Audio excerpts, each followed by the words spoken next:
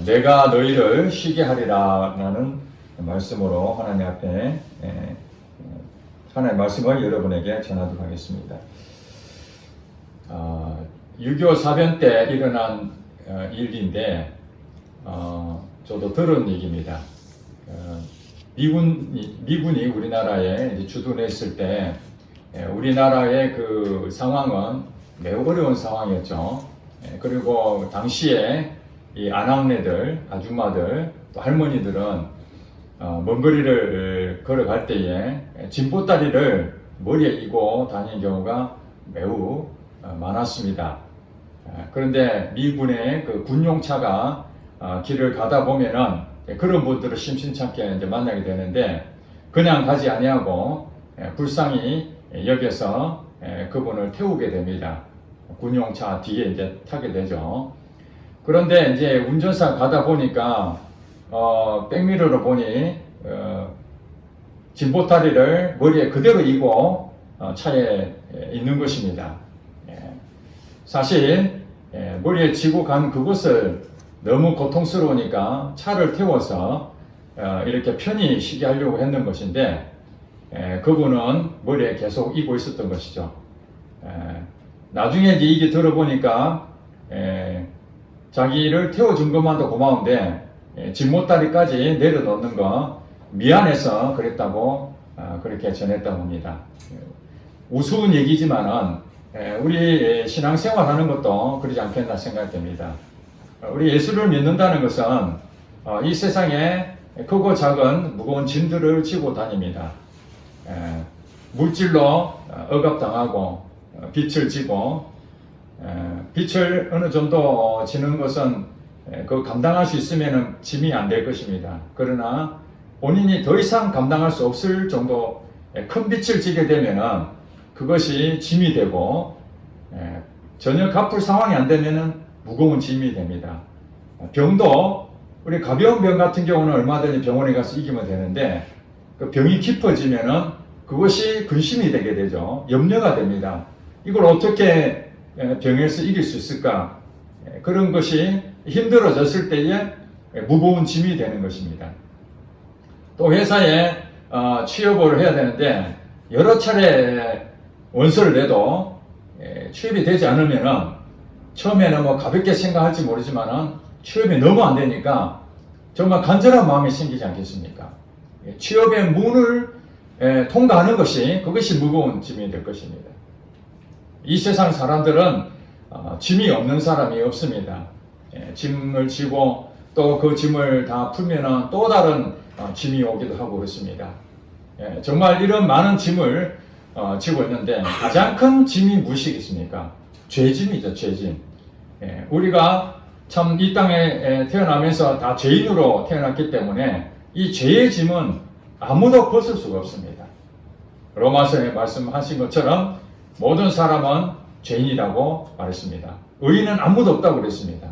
예수님께서 이 땅에 오신 목적 가운데 하나가 의인을 부르러 온 것이 아니라 죄인을 부르러 오셨다. 그렇게 말씀했습니다. 죄인은 사실은 무거운 죄의 짐을 지고 있는 것이죠. 히브리서 12장 1절 2절 말씀해 보니까 모든 무거운 것과 얽매이기 쉬운 죄를 벗어버리고 예수님께 믿음의 주여 또 온전케 하시는 예수를 바라보라 이런 말씀이었습니다. 그 똑같이 오늘 본문에 보니까 마태복음 11장 28절 말씀 수고하고 무거운 짐진 자들아 다 내게로 오라 내가 너희를 쉬게 하리라 이렇게 말씀하고 있습니다. 이 세상 모든 사람들은 수고하고 이 무거운 짐을 지고 간다고 볼 수가 있습니다. 정말 우리 어렸을 때 그 봤던 그 풍경처럼 지금이야 머리에 짐보따리 이고 다니는 사람 거의 없지 않습니까? 좋은 어떤 장비들이 많이 나와 있기 때문에 그렇지만 당시에는 사실 머리에 그 보따리를 지는 것은 당연하다시피 했습니다. 그런 무거운 짐을 오늘 이 땅에도 수많은 사람들이 지고 갑니다. 사업을 하는데 부도의 위기를 맞기도 하고 병원에 가보면 여러분 아실 것입니다. 정말 그 지독한 그 약품 냄새와 함께 그 수많은 사람들이 거기에 입원해 있는데 참 각각의 사연이 있는데 얼마나 고통스러운지 모릅니다. 본인이 아파도 힘들지만은 가족 중에 정말 부치병에 걸린 사람만 있어도 그것이 우리 삶에 큰 짐이 된다는 것을 알 수 있습니다. 자, 예수님께서 이 땅에 오신 이유가 무엇입니까? 방금 말씀하신 것처럼 수고하고 무거운 짐진 자들, 그 모든 사람들을 짐을 다 풀어준다는 그 일입니다. 다 내게로 오라, 내가 너희를 쉬게 하리라. 군용 차량에 탑승했던 그 아낙네는 정말 은혜를 입었습니다. 자기가 이 짐보따리를 지고 집에까지 가려면 참 많은 시간을 고통 가운데 가야 되는데 아무 연고도 없는 군용 차량에 탑승했을 때에 은혜를 입은 것이죠. 그 은혜를 입었을 때에 그 상황에서 충분한 휴식이 그 군용 차량을 통해서 제공이 됐는데도 불구하고 끝까지 짐보따리를 놓지 않고 간다면은 사실 이것만큼 어리석은 일이 무엇이 있겠습니까? 오늘 말씀드리고 싶은 것은 예수를 믿었는데도 불구하고 우리는 예수를 믿어서 이제는 억압당한 것 다 풀어지고 또 묶여있는 것들 자유하고 하나님께서 우리에게 그렇게 기쁨을 다 주셨는데 우리가 다시 또 그 무거운 짐 때문에 걱정하고 근심하고 염려하고 두려워하고 이렇게 살고 있다면 예수님이 우리를 보실 때 어떤 마음을 가지겠습니까? 군용 차량에 탑승해 주셨으니 당연히 짐보따리를 푸는 것이 기본인데 그 머리에 이고 있는 그 모습을 보는 그 군인이 볼 때에 얼마나 답답했겠습니까? 벌써 버리라는 것이 바로 그렇습니다. 우리 신앙생활 하는데 오늘 본문에 보면 수고하고 무거운 짐진 자들아, 사실은 여러 가지 무거운 짐에 대한 얘기도 하고 죄짐에 대한 얘기도 하지만은 또 한편으로는 이 무거운 짐은 어떤 상황을 얘기하냐면은 지금 예수님께서 이 유대인들에게 지금 말씀을 전하고 있는 것입니다. 그 유대인들에게 가지고 있는 이 무거운 짐이 있었습니다. 구약 시대에 모세를 통해서 십계명을 하나님께서 이스라엘 백성들에게 주셨죠. 그 십계명을 기준으로 해서 그들은 많은 파생되는 그 조항을 만들어냅니다. 그것이 율법의 613가지의 율법을 만들어냈습니다.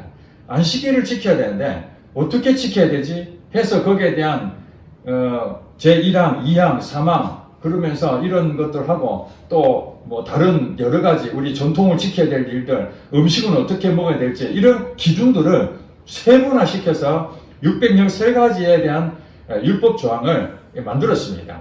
그 율법 13가지 조항을 이스라엘 백성들은 모든 하나님의 자녀라는 것 때문에 그것을 의무적으로 다 지켜야만 했습니다. 그것을 지키지 아니하면은 낙인이 찍힌 거예요. 그렇지 않아도 하나님과 관계에서 순종하지 못하는 것 때문에 그들은 저주를 받아야 될 그런 상황이기 때문에, 그러나 바리새인들과 이 서기관들, 이 기득권을 노렸던 사람들은 보여지기만 했습니다. 자기 마음으로는 전혀 동의하지 않지만은 껍데기만 가지고 사람들 앞에서 기도도 하고 금식도 하고 헌금도 내고 좋은 일도 하고 그 다음에 성경 구절 암송했던 걸 줄줄줄줄 다 얘기하고, 그래 사람들이 볼 때에 이 사람들은 정말 훌륭한 사람들이다. 참 율법을 철저하게 지키는구나. 밥 먹기 전에 손을 씻는 거 배고프면은 그거 그냥 하지 않습니까? 그런데 그거 철저하게 하고 자기도 그렇지만 남한테도 그렇게 하면 안 된다 하고 계속해서 따지고 지켜라 그러고, 그러나 대부분의 사람들은 이 율법을 지키지를 못했습니다. 그들은 늘 마음속에 죄책감이 있었습니다. 내가 하나님을 믿는데 순종하지 못하고 늘 나는 율법을 지키지 못하는구나. 그러다 보니까 그들에게는 이것이 지키지 못하니까 짐으로 오게 된 것이죠. 그 감당할 수 있었으면 짐이 될 수가 없는데 감당할 수 없으니까 그 짐이 무거워진 거죠. 점점 무거워져서 이제는 나는 천국에 가지 못하고 하나님이 나를 벌할 것이야. 율법을 철저하게 지키라 하는데 율법을 지키는 저 바리새인들이나 이런 사람은 천국 갈지 모르지만 우리 같은 사람들은 지옥 갈 수밖에 없구나 하고 낙심하고 있었다는 것입니다. 그때 예수님께서 그런 사람들에게 복음을 전했습니다. 복된 소식이죠. 다 내게로 오라, 내가 너희를 쉬게 하리라. 기가 막힌 일입니다. 이 무거운 짐을 누가 대신 져줄 사람도 없고 자기가 져야 되는데 예수님에게 오면은 그것을 전부 다 쉬게 해주겠다는 것입니다. 이 쉬게 한다는 것이 무엇입니까? 자유를 준다는 것입니다. 무겁고 힘들고 염려스럽고 고통스러운 이 가운데에 안식을 주신다는 것이죠. 예수님에게 오면은 안식을 주신다고 그렇게 말씀하십니다. 자, 예수님이 누구이신지 예수님 자신이 설명합니다. 29절에 나는 마음이 온유하고 겸손하니, 마음이 온유하고 겸손하다고 예수님 말씀하십니다. 여러분, 우리는 지금은 양반 상놈 어떤 제도가 지금은 없어졌지 않습니까? 조선시대만 하더라도 계층이 달랐습니다. 신분에 따라서 양반이 되는 사람도 있고 상놈이 되는 사람이 있습니다. 상놈은 머슴입니다. 머슴. 종입니다. 종. 양반의 허드렛 일을 잘 이렇게 도와주는 그런 노예였습니다. 그런데 그 상전이 아주 인품이 좋으신 상전을 만나는 정도로 어떻습니까? 행복합니다. 일을 하더라도 즐겁습니다. 왜냐하면 그분이 너무 자유롭고 또 자기를 편안하게 해주고 일을 시키더라도 좋은 마음으로 하니까 그 종들은 즐거운 마음으로 그 상전을 섬겼습니다. 그러나 못된 상전이 있습니다. 자기 욕심만 차리고 자기는 편하게 쉬면서도 끊임없이 종을 부려먹고 악하게 행동하고 조금만 실수하면 매질하고 그러면은 우리가 몸으로 힘든 일을 하지만 마음도 힘들지 않습니까? 그런 상전 만나면은 정신적인 스트레스가 심하게 될 것입니다. 그렇게 생각한다면 오늘 예수님이 이런 말씀하십니다. 나는 마음이 온유하고 겸손하다. 좋은 상전이라는 것입니다. 마음이 온유하다는 말이 무엇입니까? 너그러운 것이죠. 내가 좀 잘못했다 해서 그걸 가지고 지적하고 내가 좀 잘못한 것을 실수하고 또 불순종한 그런 부분이 있다해서 적극적으로 벌을 주는 뿐이 아니라 인내하고 친절을 베풀고 사랑을 베풀고 때로는 용서해 주시고 눈 감아 주시고 그리고 예수님께서는 겸손하다는 말이 무엇입니까? 항상 자기를 낮추는 그런 삶을 사셨던 것이죠. 자기를 높아지려고 하지 않고 높아진다는 것은 남을 무시하는 거죠. 겸손하다는 것은 인격적인 대접을 하는 것입니다. 만약에 교만하고 자기 자랑하고 자기 힘을 내세우는 그 상전을 만나면 고통스럽습니다. 무시당하고 인격적으로 좋은 말도 못 듣죠. 여러분 직장생활 하면서 좋은 복이 무엇입니까? 좋은 상전을 만나는 것입니다. 바로 예수님처럼 마음이 온유하고 인격적인 대접하는 상전을 만나는 것은 매우 복된 일입니다. 그런데 만약에 반대로 자기도 잘 못하면서 그 밑에 있는 부하 직원을 괴롭히고 퇴근도 못하게 하고 자기는 일찍 퇴근하는데 일감은 더 많이 주고 또 못하면 못한다고 사람들 보는 앞에서 무시하고 이렇게 되면은 정말 힘든 일이죠. 그러니까 수고하고 무거운 짐진 자들은 내게 다 오라 그렇게 말해놓고 더 큰 무거운 짐을 줘버리면은 그게 악덕주지 우리가 그런 사람들 가겠습니까? 그래서 갈 수가 없습니다. 바로 예수님이 바로 마음이 온유하고 겸손한 분이라는 거예요. 그러니까 예수님이 이 땅에 오셔서 보여지지 않는 하나님을 보이는 하나님으로 이 땅에 사셨지 않습니까? 사람들은 하나님 누군지 머리로만 알고 있었습니다. 예수님이 오셔서 눈에 보이지 않는 그 하나님이 바로 나와 같이 하시는 분이다 하고 예수님 앞에 나오는 모든 사람들, 병든 자들, 귀신 들린 자들, 먹을 것이 없는 자들, 가난한 사람들, 그런 사람들 올 때마다 예수님이 치유하시고 귀신을 쫓아내 주시고 또 이 율법 때문에 정말 나는 아무것도 할 수 없구나. 너무 큰 짐을 가지고 있는 이 사람들에게 그 짐을 다 벗겨주는 자유함을 주시는 것이 바로 예수님이었다는 것입니다. 그렇습니다. 예수님을 만나지 못한 사람들은 여전히 무거운 짐을 지금도 지고 가고 있습니다. 너무 무거워서 포기할 뿐이지 무거운 짐은 그들은 항상 지고 갑니다. 저도 오래전에 정말 어려움을 당했을 때에 곰곰이 생각해 보니까 내 등 뒤에 참 이런 짐 저런 짐 수많은 짐이 내 어깨에 걸쳐 있는데 제가 그것을 앞으로 끌고 가니까 여러분 아시다시피 뒤에 짐이 가벼워야 쉽게 앞으로 가는데 뒤에 무거운 짐이 있으니까 앞으로 나가지는 않는 거예요. 제 마음은 앞으로 한 발짝 한 발짝 걸어가야 되는데 내 인생의 길을 열기 위해서 더 앞으로 가야 되는데 뒤에 있는 그 짐이 저를 꽉 붙잡고 못 가게 할 때에 그때 제 마음이 얼마나 힘들었는지 모릅니다. 하나님 정말 이 짐을 내가 어떻게 져야 될지 모르겠습니다. 이 짐이 어떻게 풀어질지 모르겠습니다. 그리고 주님 앞에 엎드려서 기도할 때가 얼마나 많은지 모릅니다. 무거운 짐이 없었을 때는 사실 내 혼자 질 수 있으니까 누가 나를 도와주지 않아도 됩니다. 예수님이 내한테 필요 없습니다. 그런데 내가 정말 무거운 짐이 있으니까 당연히 이 세상 사람들은 나 도와줄 사람이 없을 것이고 오직 예수님밖에 없구나. 예수님께서 이 땅에 살아 역사하신다면 나의 믿음이 오직 예수님밖에 없구나 하고 예수님 앞에 나왔습니다. 바로 오늘 28절부터 30절까지 이 말씀입니다. 수고하고 무거운 짐진 자가 바로 저였습니다. 그래서 예수님 앞에 나갔더니 예수님이 나를 쉬게 해주신다는 그 믿음으로 앞으로 나갔습니다. 왜냐하면 예수님의 마음이 온유하고 겸손해서 좋으신 분이고 선하신 분이라는 것을 알았기 때문에 제가 믿고 순종했을 뿐입니다. 그런데 예수님께서 이렇게 말씀하십니다. 예수님의 정체에 대해서 말씀하시고 그냥 무거운 짐이 없어진다 이렇게 말을 안 하십니다. 그 다음 뭐라고 말합니까? 나의 멍에를 베고 내게 배우라. 여러분 여기서 잘 생각하셔야 됩니다. 예수님 앞에 나왔다 해서 모든 무거운 짐들이 다 해결되는 것이 아닙니다. 수고하고 무거운 짐진자는 다 예수님 앞에 나옵니다. 나오면은 예수님께서 우리를 쉬게 하시고 안식을 주시고 자유하게 하실 것입니다. 그건 미래적인 것입니다.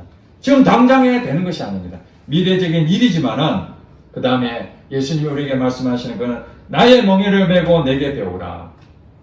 그러니까 내가 짐 멍에 이것이 무거운 짐인데 그것을 생각하지 말고 있는 거 그냥 놔두고 예수님 주신 멍에가 있다는 거예요. 또 다른 성경에 보니까 자기를 부인하고 예수님을 따르라 하는데 뭘 져라 그러죠? 자기 십자가를 져라 그러죠. 예수님께서는 우리에게 자기 십자가를 져야 된다고 말씀하십니다. 자기를 부인한다는 것은 무엇입니까? 자기를 통해서 나타나는 그 모든 것들, 그 생각들, 가치관들, 그걸로 인해서 우리가 짐을 잔뜩 지고 있잖아요. 여러분, 어린아이가 들지 못하는 그 짐, 그 어린아이 수준을 봤을 때는 아무리 낑낑거려도 질 수가 없죠. 그러나 이 짐을 능히 질 수 있는 그 사람이 도와주면은 그 어린아이를 할지라도 쉽게 들 수가 있습니다. 본인 스스로는 못하죠. 그러니까 자기를 부인한다는 말은 자기 기준으로 봤을 때에 감당하지 못하고 어려움을 당하고 그건 능력이 안 되니까 짐이 되는 것이죠. 그것을 부인하라는 말이 무엇입니까? 그걸 생각하지 말고 그걸 놓고 그 다음에 자기 십자가를 지고 예수님을 따라가요. 자기 십자가가 바로 예수님이 주시는 멍에입니다. 이 멍에인데 이 멍에가 그러면은 이렇게 생각하죠. 아니 내 짐은 무거워서 벗어버리라는데 또 예수님이 멍에를 짐을 주면은 그러면은 도대체 혹대에다 혹을 더 붙이는 역 아니냐 이렇게 생각할 수가 있겠죠. 이것에 대해서 30절에 이렇게 말합니다. 멍에에 대한 얘기합니다. 이는 내 멍에는 어떻게 된다고요? 어려워요? 쉬워요? 그 다음에 내 짐은 가볍다고 그랬습니다. 자, 우리가 생각할 때는, 우리 기준으로 봤을 때는, 아니, 나도 지금 감당 못해서 나의 무거운 짐도 견디기가 어려운데, 예수님이 또 내게 짐을 지어줘 버리면은, 그러면 나는 어떻게 또 해결할 수 있나? 도저히 감당이 안 될 텐데, 이런 걱정을 할 수 있다는 거죠. 근데 예수님이 말씀하시는 것은 아니다는 거예요. 내 기준으로 봤을 때는 그렇게 생각할지 모르지만은, 하나님 보실 때는 우리에게 주는 이 멍에는 쉽고 하나님 주신 짐은 가볍다, 이렇게 말씀했습니다. 누구를 믿어야 됩니까? 어린아이가 짐을 지지 못하는 그 얘기를 믿어야 됩니까? 어른이 그 짐을 질 수 있는, 그 능히 짐을 지는 그 어른의 말을 믿어야 됩니까? 여러분, 도둑놈 말을 믿어야 됩니까? 아니면 신뢰할 만한 배우자의 말을 믿어야 됩니까? 지나가는 사람이 자기에게 한마디 던지는데, 자기 정말 믿을 수 있는 그 가장 가까운 그 지인의 말을 믿어야 됩니까? 서로 생각이 다르다면 믿을 만한 사람 말을 믿어야 되죠. 마찬가지입니다. 우리 자신을 믿어서는 안 된다고 성경은 말합니다. 왜냐하면 우리 자신은 완벽하지 못하고 불완전하고 또 죄인이기 때문에 우리의 본성으로는 아무것도 할 수 없다는 것은 현실적입니다. 그러나 예수님이 나와 함께 하신다면, 아멘입니까? 우리 힘으로 절하니까 우리가 힘들 뿐이지, 예수님이 나와 함께만 하신다면 절대 그 짐은 무거운 것이 아니라는 거예요. 그러니까 모든 무거운 것과 얽매기 쉬운 죄를 벗어버리고, 이 벗어버린다는 말이 무엇입니까? 부인하고 믿음의 주여 또 온전하게 하신 예수를 바라봐라. 초점이 어디로 가라는 거예요? 예수님에게 가라는 거예요. 자, 이제 이 말씀 앞에 우리가 되새김질 해봐야 됩니다. 연초에 여러분들이 많은 신앙적인 계획을 세웠을 것입니다. 물론 육신적인 부분도 있지만 신앙적인 부분을 우리가 설명한다면, 자, 금년 한 해에 하나님 말씀을 더 가깝게 해야 되겠다. 그래서 여러분 말씀을 읽으려고 생각하지 않습니까? 하루에 몇 장을 읽어야 되겠다. 아니면 1년에 몇 독을 해야 되겠다. 그런 계획을 세울 것입니다. 또 어떤 사람은 기도를 해야 되는데 지금 이 정도 하는데 좀 더 그 지경이 넓혀서 기도를 1시간 정도 해야 되겠다. 어떤 목표를 세우겠죠. 그동안 예배에 대해서 소홀하게 생각했는데 예배를 사모하는 마음으로 내가 예배를 어떤 식으로 드려야 될 것인지 그런 결심을 할 수도 있습니다. 저마다 이런 것이 있는데 이것이 초점이 예수님을 바라보고 예수님하고 관계를 통해서 예수님이 내 짐을 다 벗어드렸으니까 내가 자유함으로 이제 예수님 어떻게 내가 하면 되겠습니까? 말씀드린 것처럼 성령님께 물어볼 때 성령님이 말씀을 읽어라, 기도를 하라, 예배를 집중하라, 또 마음을 정결하게 하라 하는 여러 가지 여러분들에게 주시는 메시지가 있을 것입니다. 그 말씀을 들을 때 여러분들이 자원하는 마음으로 그 일을 감당해야 이게 무거운 짐이 아닌 거예요. 예수님 말씀하신 거 여러분 이해가 되십니까? 내 멍에는 쉽고 내 짐은 가볍다는 것이 무엇이냐면 여러분에게 감당할 수 있을 만큼 여러분에게 말씀하신다는 거예요. 그런데 여러분들이 하나님을 믿음으로, 예수님 믿음으로 이제 내가 구원을 받아서 자유함을 얻었는데 염려하지 않냐고 불안하지 않냐고 내가 평안한 마음을 얻었는데 이제 교회에서 영적 훈련한다고 속으로 모임을 또 하고 그전에는 여러분 안 했잖아요. 그렇게 일찍 갔으니까 좋았죠. 만약에 여러분들에게 수요 예배도 나오고 금요일도 나오고 새벽에도 나오고 또 매일 나와서 저녁에 9시에 기도하고 이런 것들을 교회에서 한다면 여러분들 그 다음부터 어떻게 됩니까? 두 가지의 반응이 일어납니다. 하나님, 내가 어떻게 하면 주님을 더 섬기고 주님과 더 깊은 관계를 맺을 수 있을까요? 그렇게 기도하고 있는데 교회에서 이런 예배 또 이런 기도에 또 이런 봉사 이런 것을 했을 때 하나님이 내보고 그것을 참여해서 은혜를 받아라는구나 그렇게 생각하고 참여하면은 이것이 자원하여 기쁨으로 참여하기 때문에 그것은 절대로 무거운 짐이 될 수가 없습니다. 그런데 편안한 마음으로 있었는데 교회에서 이제 수요일도 예배를 드려야 되고 또 여러 가지 그동안 코로나 때문에 쉬었던 것들을 다시 회복하고 여러분들은 하면은 여러분들이 생각할 때 이제 어떤 마음이 듭니까? 좋은 시절 다 갖고 편안했는데 야 이제 또 그 시간을 또 내야 되고 부담이 되는 것이죠. 이것이 바로 의무적이고 억지로 하게 될 때야.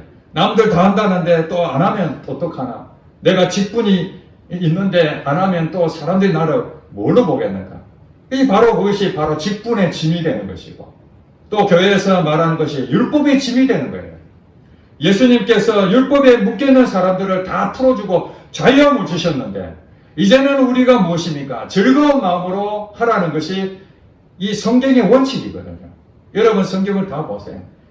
명령하고 하나님이 말씀하시는 것은 그들이 그것을 잘 지키지 못하니까 명령하고 하라는 것이지 즐거이 하는 것들은 하나님이 명령하고 그것을 계속해서 강조하지 않습니다.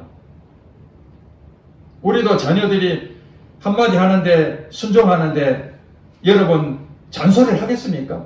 알아서 공부하는데 또 엄마 아빠가 와가지고 공부하나 몇 시에 하느냐 이런 얘기 안 하지 않습니까? 공부를 안 하니까 공부를 해야 될 때인데 공부를 안 하니까 공부를 해라. 공부가 중요하다. 너 인생에 앞으로 어떻게 돼? 공부 안 하면은 큰 문제가 생긴다.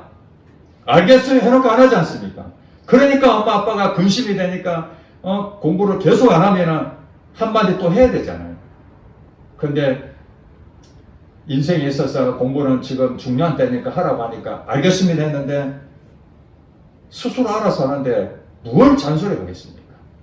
하나님은 여러분들에게 명령하고 그리고 그것을 안 지키면 벌을 주려고 하는 그런 하나님을 안다면 오해라는 거예요. 예수님 말씀하셨잖아요. 나는 마음이 온유하고 겸손하다. 인격적으로 대접하고 여러분이 잘못한다고 해서 그거 가지고 뭐라 할 뿐이 아닙니다. 제 인생 가운데에 제가 하나님의 말씀을 100% 순종하고 왔겠습니까?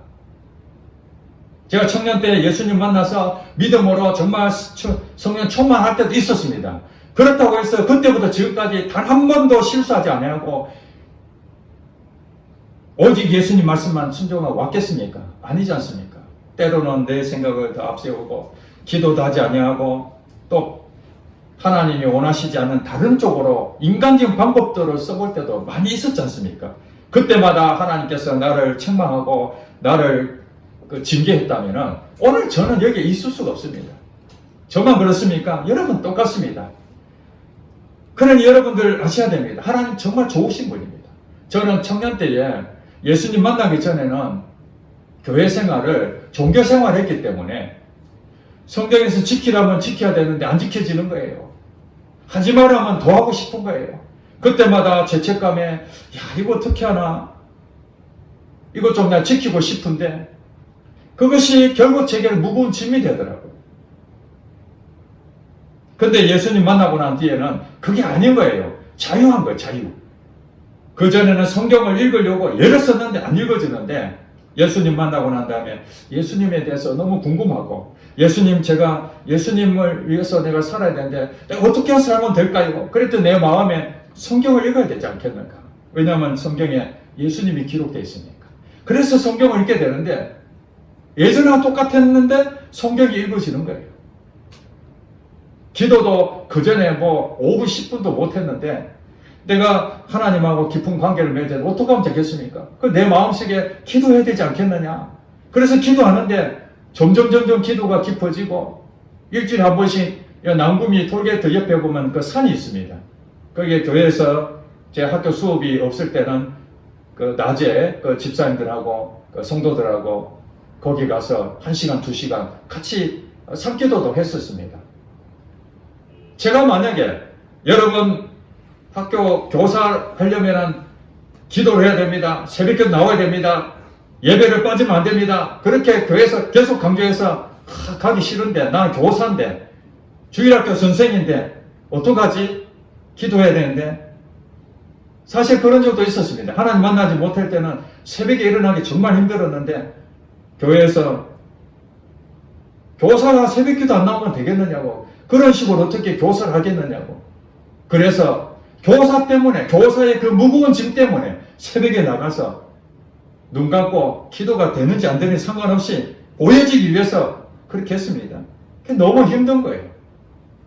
그런데 예수님 만나고 난 뒤에 산에 누가 가자고 말한 적도 없는데 제가 자원해서 산에 가서 기도했습니다. 그때 가서 정말 그때 참 많은 눈물도 흘리고 큰 은혜를 받았던 그 시간이 그때였습니다. 예수님 너무 좋으니까 기도하고 말씀 보고 내 마음이 즐거우니까. 그렇습니다. 신앙생활이라는 것은 똑같이 행동하는데, 똑같이 기도하는데, 똑같이 말씀 보는데, 똑같이 예배 드리는데, 어떤 사람은 무거운 짐으로 앉아있는 사람이 있고, 어떤 사람은 무거운 짐으로 기도하고 있는 사람이 있고, 그 기도 자체로 목표로 삼으면 안 됩니다. 말씀을 읽는 것 자체로 만족해 하면 안 되는, 이것이 율법주의가 되는 거죠. 이것을 못 지키면 여러분 무거운 짐이 될 것입니다. 교회를 다니면서 무거운 짐을 지는 자들이 얼마나 많습니까? 그렇지 않습니다. 예수님께서 여러분들에게 십자가를 지고 가면 그 십자가를 여러분 지는 것이 아니라 그 십자가를 지는 것을 예수님이 같이 지고 가시기 때문에 하나도 어렵지 않다는 것입니다.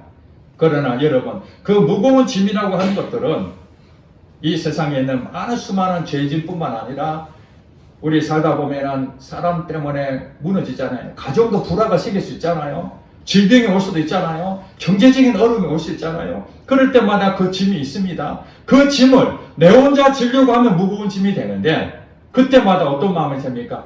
예수님이 계시지. 예수님 나와 함께 하시지. 임마누엘 그 예수님 그분 때문에 그 짐을 하나님께서 져주실 것이다. 그렇게 생각하면 어떻습니까? 그 현실의 상황은 하나도 안 바뀌어도 여러분 마음이 바꿔집니다. 마음이 새털처럼 깃털이 여러분 새 깃털이 얼마나 가볍습니까? 새 깃털처럼 그런 마음을 느끼게 됩니다. 그 예수님 어떻게 할까요? 물질에 대한 것도 예수님 믿으면 어떻게 해결할 방법을 찾아줍니다. 결국엔 시간 지나면 그 짐들이 하나씩 하나씩 벗어집니다.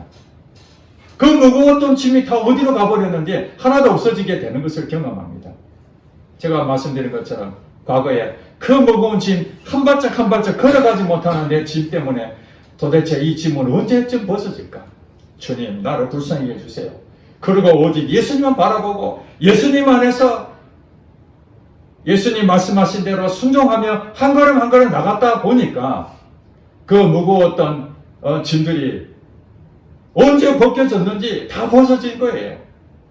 그래서 제가 느껴진 것은 기도할 때마다 두 가지에 대한 부분을 하나님한테 기도합니다. 감사합니다. 그냥 감사가 그냥 나오는 거예요. 왜냐하면 내가 무거운 짐을 져봤기 때문에. 그 무거운 짐은 내 힘으로 전혀 감당할 수 없었거든요. 그런데 오직 예수님만 바라보고 한 걸음 한 걸음 갔다 보니까 결국엔 내 짐이 다 없어졌다는 것이죠. 물론 예수님이 내게 예수님 주시는 그 십자가가 있습니다. 예수님 또 내게 준 그 목회의 짐이 있잖아요. 여러분 아무것도 없습니까? 여러분 전도사는 전도사의 짐이 있고 권사는 권사 짐이 있고 목사는 목사 짐이 있잖아요. 장로는 장로 짐이 있습니다. 사실 그런 직분을 안 맡으면 편안하죠. 그냥 나와도 되고 안 나와도 되고. 왜 사람들이 그렇게 지위에 대해서 우리가 일반 회원 같은 경우는 그냥 생각하잖아요. 그냥 와도 좋고 안 와도 좋고. 그러나 어떤 자리에 책임을 맡게 되면 그 사람이 빠져버리면 당장에 요거도 먹잖아요. 그것 때문에 책임감이 짐이 되는 경우가 있습니다. 교회는 그런 짐으로 하는 것이 아닙니다. 목회의 짐을 주셨지만 누가 한다고요? 하나님이 이 목회의 짐을 같이 지고 계신다. 이 교회를 세우신 분이 하나님이시다 하니까 제 마음이 하나님이 이 교회를 세웠다 생각하지 않고 제가 교회를 세웠고 제가 목회를 한다고 생각하니까 엄청난 짐이죠. 성도들에게 내가 어떻게 해야 될 것인가? 이 목회 방향을 어떻게 세워야 될 것인가? 이 코로나 시대에 도대체 돌파구는 어떻게 해야 될 것인가? 나의 능력은 한계가 있고 그런 것들이 엄청나지 않겠습니까? 근데 예수님이 이 교회를 세웠다는 걸 생각하고 이 교회의 머리가 되신 분이 예수님이시고 나의 목회의 길도 예수님이 인도하시고 또 성도들의 그것도 예수님이 다 인도하실 것을 믿고 그렇게 생각하니까 제 마음이 새털처럼 가벼워진 거예요. 그렇다고 제가 다 맡겨버리고 제가 놀러 다니고 예수님 팽개치고 교회도 팽개치고 예수님이 알아서 하겠지 하고 정말 여러분 보이지 않는 엉뚱한 짓 하고 그렇다면은 그거는 잘못된 일이죠. 그러나 오직 하나님을 바라보는 데 최선을 다하면서 하나님이 내게 준 그 짐이지만 감당하게 하실 것이다. 여러분이 생각하면 여러분 감당 못합니다. 직장생활도 여러분들이 그 지위를 줬을 때에 그만한 위치에 올라갔다는 얘기는 그만한 위치에 대한 그 보상도 있고 그만큼 책임을 있잖아요. 짐을 가지고 있는 것입니다. 그런 짐들이 있는 것을 여러분들이 스스로 적용하면은 여러분들은 이제 그 일이 잘 안 될 때 여러분들이 스트레스 받고 좌절하고 낙심하고 고통을 당하겠지만은 그러나 하나님 내게 이런 직분을 주셨으니 교회의 직분, 또 회사의 직분, 가정의 나의 그 아내로의 직분, 또 남편으로의 직분 이런 걸 다 주신 것은 그것을 감당하라고 주신 것이잖아요. 그 감당하는 것은 오직 예수님밖에 없다는 것입니다.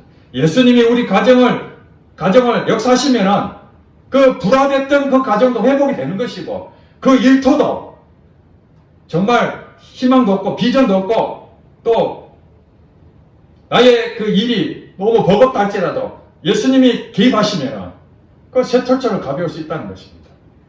그러나 우리는 예수님에게 배워야 됩니다. 나의 멍에를 내게 배워라.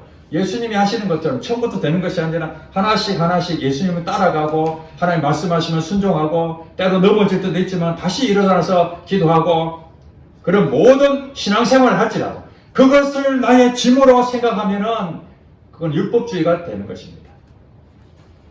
다시 바리새인들처럼 사는 것입니다. 존경이 되는 것입니다.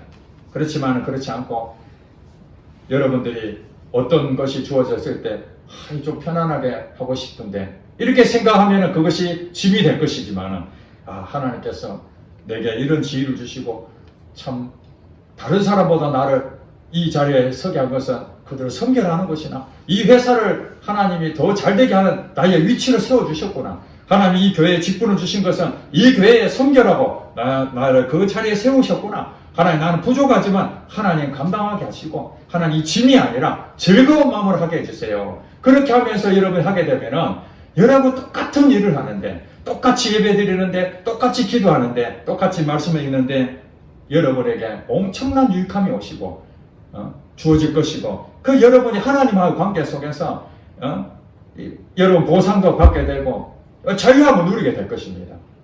자유함을 누린다는 것은 그 무거운 짐이 다 사라진 것이죠. 수고하고 무거운 짐진 자들 아무도 짐을 다 해결한 사람 없습니다. 저와 여러분 모두가 다 짐을 지고 있는 자들입니다.